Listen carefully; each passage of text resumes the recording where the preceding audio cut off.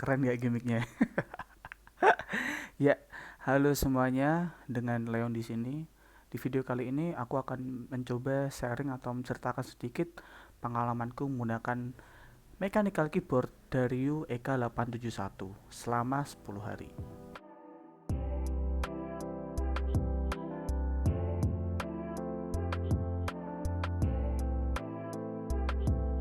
Ya, dari EK871 ini merupakan mechanical keyboard dengan layout mungkin 70 atau 71%, atau yang pastinya layout 71 key. Nah, kebetulan keyboard yang saya pakai ini datang dengan switch berwarna merah dengan jenis switch Kail atau Kaihua, nggak ngerti cara bacanya, gan pokoknya gitulah. Anyway, dari kalau mau sponsorin atau mau ngirim barang boleh sih, aku siap banget bantu bikinin kontennya. Nah, sebelum aku mulai masuk ngebahas keyboard dari EK871 ini, aku mau ngasih tahu kalau aku ini bukanlah seorang mechanical keyboard expert, mechanical keyboard enthusiasm garis keras yang aku tahu semua seluk beluk dari mechanical keyboard. Itu enggak, aku cuma user biasa yang pengen cerita pengalamanku memakai Dario EK871 selama 10 hari. Oke, yang pertama yang akan kita bahas adalah boxnya.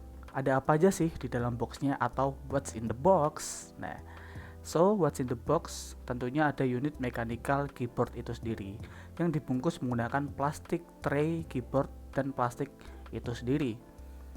Nah, kemudian juga ada satu unit kabel USB to Type-C sebagai konektor untuk mode kabelnya atau mode wire-nya.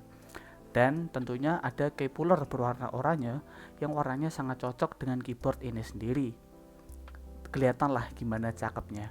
Kemudian bahas spesifikasi fisiknya. Dario EK871 ini mempunyai panjang dimensi 329 mm dengan lebar 101 mm. Berbeda dengan adiknya EK671 yang memiliki panjang lebih pendek, yaitu hanya 291 mm. Kurang lebih ya, kurang 20 atau 40 cm lah ya. Hal ini cukup wajar mengingat adiknya ini hanya mempunyai 61 key seperti itu. Kemudian keycaps yang digunakan di keyboard dari EK871 ini berbahan PBT. Jadi teman-teman nggak perlu khawatir karena keycaps ini tidak akan mengalami yang namanya penguningan sejauh yang aku tahu. Kemudian hal lain yang disayangkan dari keycaps ini adalah bahwa keycaps ini tidak tembus backlight LED-nya. Ya, sebenarnya ini selera, kembali ke masing-masing. Tapi mungkin ada beberapa orang yang pengen ngelihat backlightnya juga nyala di keycapsnya. Ya, intinya ketika LED-nya dinyalain, ya kita cuma bisa lihat pinggir-pinggirnya. Tapi menurut saya pribadi ini cukup menarik. Keyboard ini juga menggunakan switch Kail atau Kaihua. Pada unit yang aku pakai ini menggunakan red switch yang feel-nya jelas linear seperti switch red biasanya. Kemudian hal lain yang sangat disayangkan adalah keyboard ini belum hot swap. Jadi teman-teman tidak memiliki fitur untuk mengganti switch pada keyboard ini. Terakhir mengenai komponen fisiknya, build quality ya. Menurutku build quality dari Dario EK871 ini cukup solid ya. Dia ringan tapi kayak gimana jelasnya, kenceng gitu loh. Ya kayak gitulah, ringan tapi kenceng. Oke, selesai dengan apa yang ada di dalam box dan spesifikasi fisiknya. Kita lanjut dengan apa aja fitur yang ada pada keyboard ini dan gimana pengalamanku selama memakai keyboard ini selama 10 hari. Yang pertama, keyboard ini dapat dikoneksikan menggunakan kabel atau Bluetooth. Yang koneksi Bluetoothnya dapat terkoneksi sampai 3 device, nggak main-main.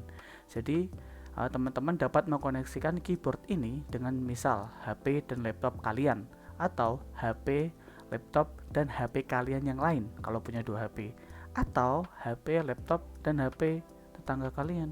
Siapa tahu yuk Bluetoothnya nyala, ya kan? Nah, terus gimana cara mengkoneksikan keyboard ini dengan device kalian?